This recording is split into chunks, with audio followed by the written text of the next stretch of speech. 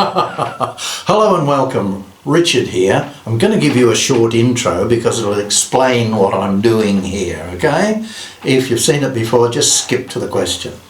Going to be a lot of questions. So, write a book, they said. I don't have time. But then Quora questions started showing up in my inbox. Martial arts was my subject, and I started answering these questions. More and more of them rolled in every day. Before I knew it, I was writing 3 to 5 posts per day. The next thing I knew, Quora featured some of my posts. The results were amazing. The numbers were incredible.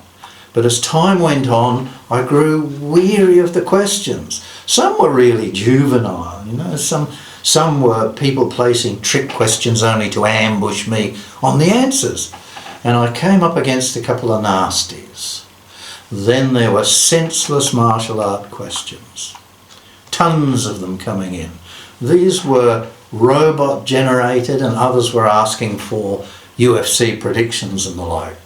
So I broadened my categories to 1. Martial arts, 2. Religion, and 3. Human behaviour.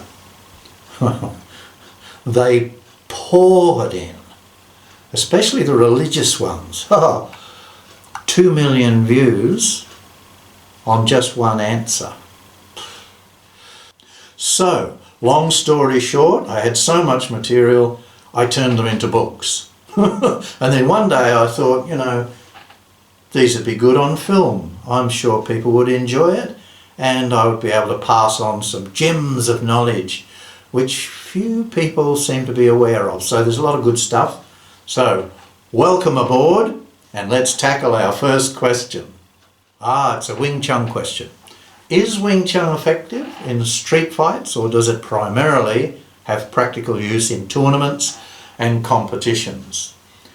Is Wing Chun effective in street fights? Yes, and it has been practical for many years now. I have met and trained with people who have used Wing Chun to save their lives, and it worked for them. It works best when the opponent is a non-chunner.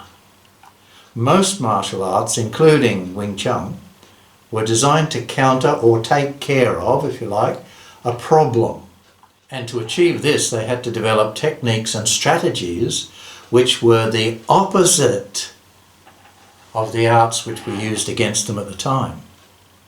Quite often the new art was drawn from the very methods which were a threat to them. It was the basis for the new development. For example, the arts available at the time of the invention of Wing Chun were not available to the general public. They were large arts. They were big in every way. They had large haymaker techniques. They had long, deep stances. They had very long forms, sequences. They had high fitness regimens. They took many years to learn and master. So, Wing Chun did all the opposites of these things. Short inside techniques, short defensive stances, fewer forms with less movements, less time to develop fitness. The Manchus and the Huns were at war. Wing Chun was developed with a goal of teaching the public so an army could be quickly raised. Since this time, Wing Chun has been used effectively in many circumstances. As to its use in competition, I'm presuming you mean modern day competition. Right here is a parting of the ways.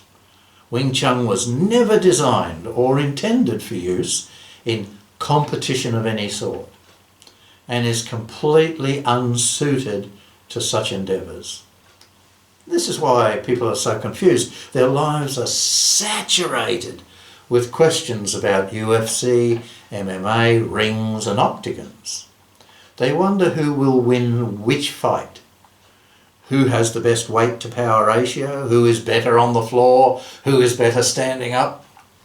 All hypotheticals. The strategies for survival in any circumstance change from second to annoying second. Wing Chun was created from a need to survive, Nothing else.